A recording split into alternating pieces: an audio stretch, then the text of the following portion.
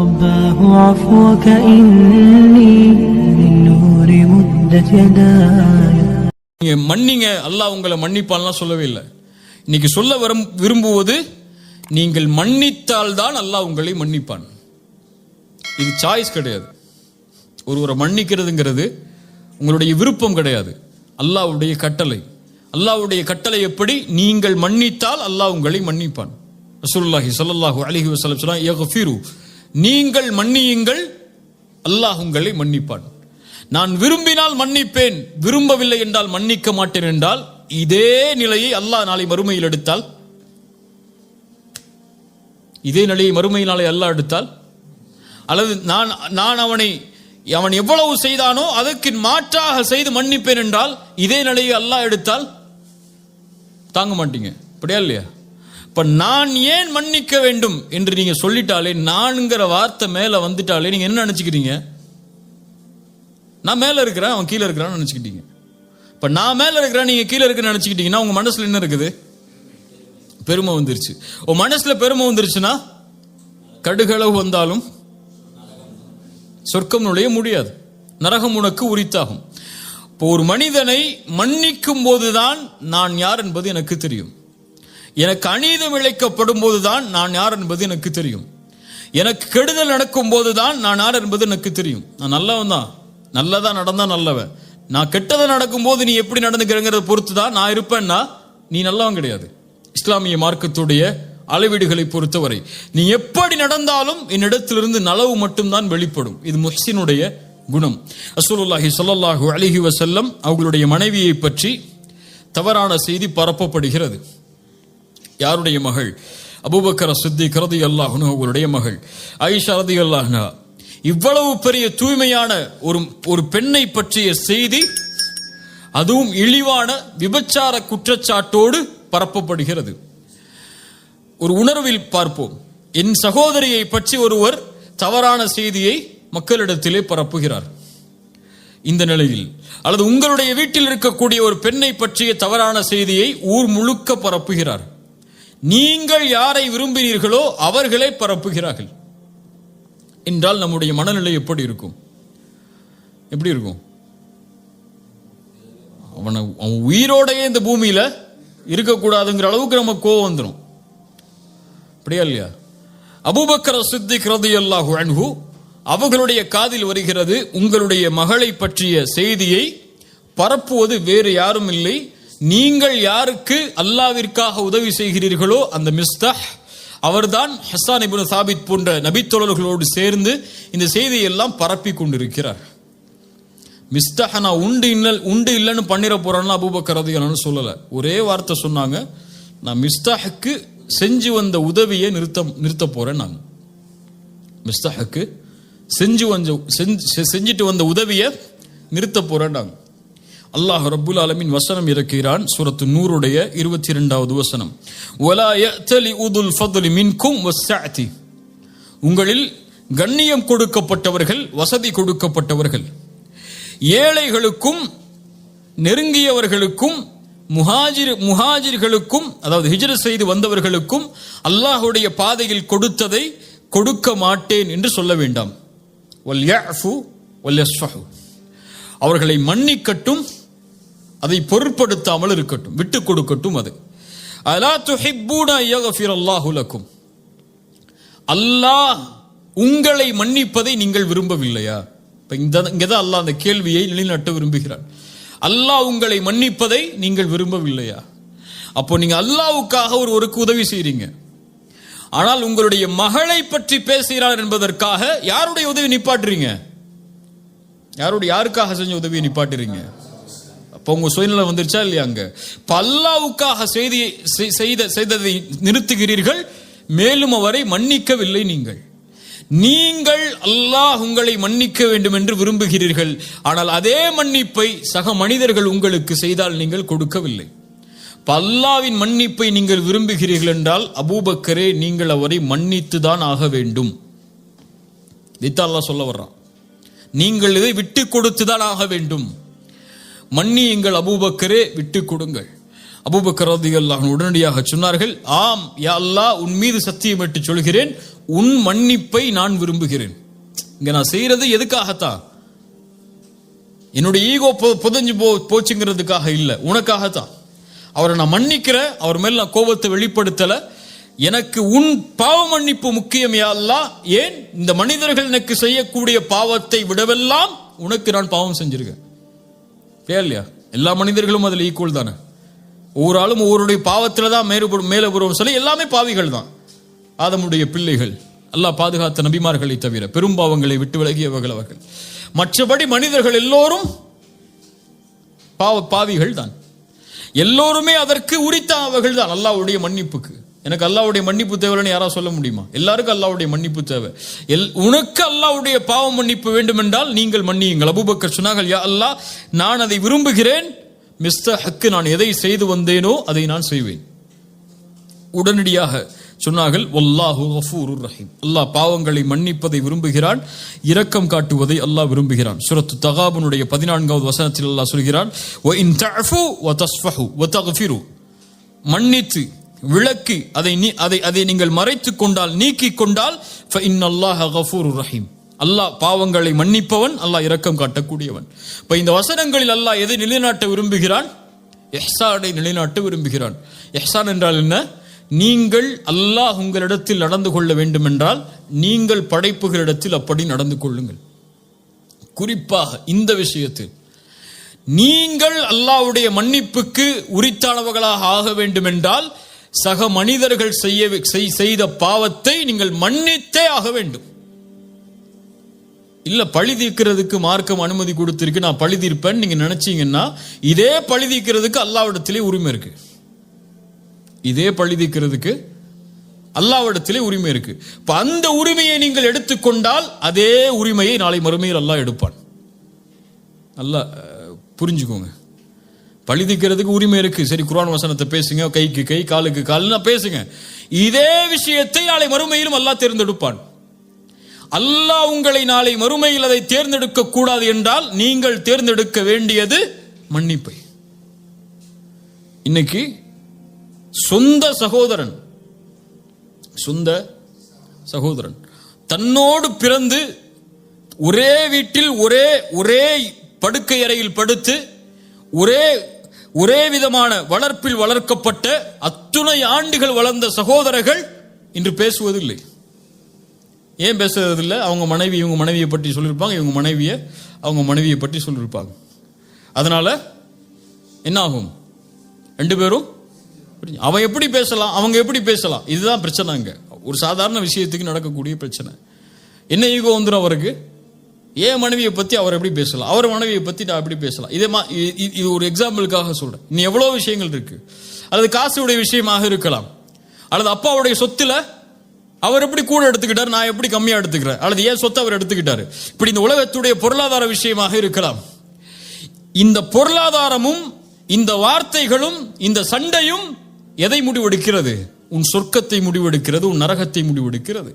உன் மனைவிக்காக உன் குடும்பத்தை பகைத்தால், உன் காசுக்காக உன் சகோதரன் நீ பகைத்தால், உன் காசும் உன் மனைவியும் உனக்கு நரகம். இப்படியா இல்லையா? சொர்க்கமாக நீ மாற வேண்டும் என்றால் இந்த உலகத்தில் உனக்கு என்ன தீமை உனக்கு நடந்தால், உனக்கு கொடுக்கப்பட்டால், உன்னை பற்றி பேசப்பட்டிருந்தால், உன் மானம் அங்கே பாதிக்கப்பட்டிருந்தால், உன்னுடைய சொத்து சூறையாடப்பட்டிருந்தால், இது அனைத்தும் தரைமட்டமாக்கப்பட வேண்டும் மன்னிப்பு என்ற வார்த்தையால். அந்த வார்த்தையை நீ கொடுத்தால்தான், அந்த தன்மையில் நீ வாழ்ந்தால்தான் அல்லாஹ் இந்த தன்மையை எடுத்துக்கொள்வான். ரசூலுல்லாஹி ஸல்லல்லாஹு அலைஹி வஸல்லம் அவர்களுடைய காலத்தில் நடந்த நிகழ்வை பாருங்கள். அபூதர் அல் கிஃபாரி ரலியல்லாஹு அன்ஹு. அபூதர் அல் கிஃபாரி அரபி, அதுவும் குறைஷி குலத்தை நெருக்கமான அரபி. அரபு என்ற ஒரு அந்த இனப்பற்றிலேயே வளர்ந்தவர்கள். சரியா? ஒரு சபையில் ஆலோசனை நடக்கிறது. அபூதர் அல் கிஃபாரி ஒரு கருத்தை வைக்கிறார். பிலால் இப்னு ரபாஹ் யார்? அடிமையான ஒரு கருப்பு நிறத்து ஒரு அடிமையவர். பிலால் இப்னு ரபாஹ் எழுந்து சொன்னார்கள், அபூதரே, இந்த கருத்தில் நான் மாறுபடுகிறேன். இப்னு சௌதா, கருப்பியின் மகனே, உட்கார் என்றார்கள். அங்க ஒரு தன்மை மேலோங்கிருச்சு. அந்த இனவெறிங்கிற ஒரு தன்மை மேலே வந்துருச்சு. கருப்பியின் மகனே என்று சொன்னவுடன் பிலால் அவர்களுக்கு ஏன் அவங்க அதை விட்டு வெளியே வரணும்னு தான் இஸ்லாமுக்கே வந்திருக்காங்க. அந்த கருப்பினத்தை விட்டு வெளியே வந்து மதிக்கப்படணுங்கிறதுக்காக தான் இஸ்லாமியை தேடி வந்திருக்கிறாங்க. இப்போ அதுவே மறுக்கப்படும் போது பிலால் அவர்கள் மனம் துவண்டு விடுகிறார்கள். உடனடியாக பகை பார்த்துக்கலான்லாம் போகல, இந்த பிரச்சனை தீர்க்கப்படணும். நல்ல தன்மையை கவனிங்க, அந்த பிரச்சனை தீர்க்கப்படணும். 2 பேருக்குள்ள பகைமை உருவாயிடுச்சு. அவங்களால முகம் கொடுத்து பேச முடியல. அதுக்கப்புறம் அந்த முகம் கொடுத்து பேசுறதுக்கு யாராவது வேணும். யார்கிட்ட போக முடியும்? ரசூலுல்லாஹ்ட்ட போறாங்க. ரசூலுல்லாஹ்ட்ட போன உடனே நிகழ்வு சொல்றாங்க. அபூதர் கிஃபாரியை கூட்டுவாங்க. ரசூலுல்லாஹ் கூட்டு வந்து சட்டையை பிடிச்சாங்க. அபூதர், பிலால் அவர்களுடைய தாயை பற்றி நீ பேசினாயா? நீ ஜாஹிலியத் அறியாமை கால மக்கள் எதில் இருக்கிறார்களோ அதில் தான் இன்னும் இருக்கிறாய் என்றார்கள். ரசூலுல்லாஹ் சொன்ன உடனே அவங்களுக்கு பட்டுடுச்சு. தப்பு பண்ணிட்டோம், சரியா? தப்பு பண்ணிட்டோம், பெரிய தப்பு பண்ணிட்டோம். நம்மளை மேன்மையா நினைச்சிட்டோம், ஒருத்தரை கீழே நினைச்சிட்டோம். உடனடியாக மதீனாவில் அன்சாரிகள் எல்லோரும் நிற்கக்கூடிய சூழ்நிலை. மதீனாவுடைய இடம் எல்லாரும் பார்க்கறாங்க. எல்லாரும் பார்க்கட்டும் என்று பிலால் அவர்களுக்கு முன்னால் படுத்து சொன்னார்கள், பிலாலே என் மீது ஏறு, நீ என் மீது ஏறி இந்த மக்களுக்கு நிரூபித்து விடு, நீதான் என்னை விட மேன்மையானவன் என்று. அது நடக்கும் வரை இந்த இடத்திலிருந்து நான் எழுந்திருக்க மாட்டேன் என்று படுத்துக் கொள்கிறார்கள். உடனடியாக பிலால் அவர்கள் எடுத்து அவர்களை கைப்பிடித்து தூக்கி கட்டி அடைத்தார்கள். அவங்களுக்கும் பழி தீர்க்கணுங்கிற நோக்கம் இல்லை. அவங்க தவற உணர்ந்துட்டாங்க. 2 பேரும் சகோதரர்களா மறுபடியும் வாழணுங்கிறதுக்காகத்தான் ரசூலுல்லாஹ்ட்டே அவங்க போனாங்க. இல்ல மறைச்சு அந்த பகையை வேற வகையில வெளிப்படுத்தி இருக்கலாம். ரசூலுல்லாஹி ஸல்லல்லாஹு அலைஹி வஸல்லமுடைய வாழ்க்கையில அவர்களுக்கு பகையாக இருந்த, அவர்களுக்கு எதிரிகளாக வாழ்ந்த மக்காவாசிகளிடத்தில் அவர்கள் நடந்து கொண்ட முறை, தன்னுடைய சாட்சா ஹம்சாவுடைய ஈரக்குலையை கடித்து துப்பிய பெண். ஹம்சாவுடைய இழப்பு ரசூலுடைய வாழ்வில் ரலியல்லாஹு அன்ஹு மிகப்பெரிய இழப்பு. அவங்களுக்கு ரசூலுல்லாஹி ஸல்லல்லாஹு அலைஹி வஸல்லம் ஜனாசா தொழுகை நடத்தின மாதிரி அழுதுகிட்டே வேற யாருக்கும் ஜனாசா தொழுகை நடத்தல. அவ்வளவு தக்பீர்களை சொல்லி தொழுகை நடத்தி கொண்டே இருந்தார்கள். அந்த பிரிவு ரசூலுல்லாஹ்வால ஏத்துக்க முடியல. அதுவும் கொடூரமான கொலை செய்யப்பட்டு தன் சாட்சா இறந்தது அவங்களால அங்கீகரிக்கவே முடியல. மக்காவுடைய வெற்றி, 10,000 நபித்தோழர்கள், ஒரு பெரிய படை கையில் இருக்கு, மிகப்பெரிய சக்தியுடைய படை. மக்காவாசிகள் கொஞ்சம் பேர் உள்ள நுழைஞ்சா மக்காவை காலி பண்ணிடலாம், அவ்வளவு பெரிய சக்தி இருக்கு. உள்ள போறாங்க மக்காவுக்குள்ள. எல்லாரும் சொல்றாங்க, இன்னைக்கு ரசூலுல்லாஹ் எப்படி நடந்து கொள்ள போறாங்கன்னு பாருங்கன்னு அழைச்சாங்க எல்லா மக்காவாசிகளையும். யா மஅஷர குரைஷ் மா ததுன்னூன அன்னி ஃபாயிலும் பிக்கும், எப்படி நான் நடந்து கொள்வேன் என்று நினைக்கிறீர்கள்?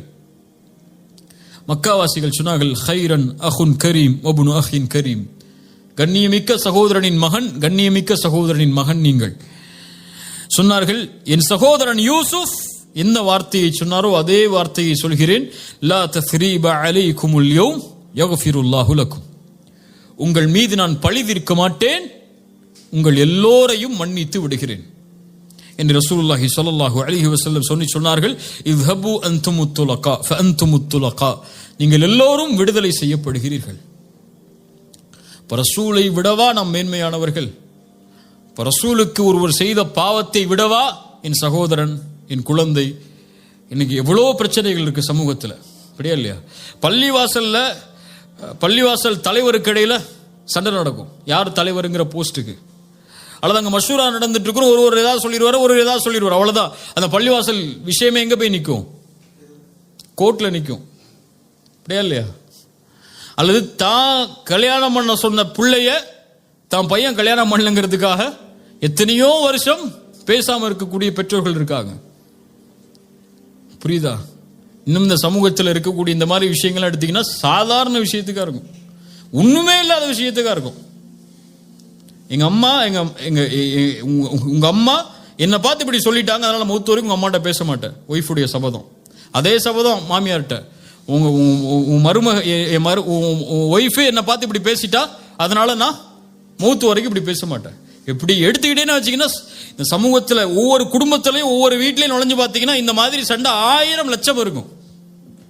எல்லா வீட்லையும் இருக்கும். எங்க வீட்டில் இருக்கும், உங்க வீட்டில் இருக்கும். இப்போ இதெல்லாம் இருக்குது. சரி, இப்போ என்ன முடிவு? இப்போ அல்லாஹுவை ஏற்றுக்கொண்ட முஸ்லிம்கள் நாங்கள் என்றால், அல்லாஹ்வுடைய நம்பிக்கையில் வாழக்கூடிய முஸ்லிம்கள் நாங்கள் என்றால், எங்களுடைய பாவங்களை, நாங்கள் தொழுகையை விட்டதை, நாங்கள் தவறான காட்சிகளை பார்த்ததை, நாங்கள் தவறான செயல்பாடுகள் செய்ததை, இப்படி நாங்கள் அல்லாஹ்வுக்கு செய்த பாவங்களை அல்லாஹ் எங்களுக்கு மன்னிக்கணும்னா நாங்கள் இவங்களை மன்னிச்சுதான் ஆகணும்.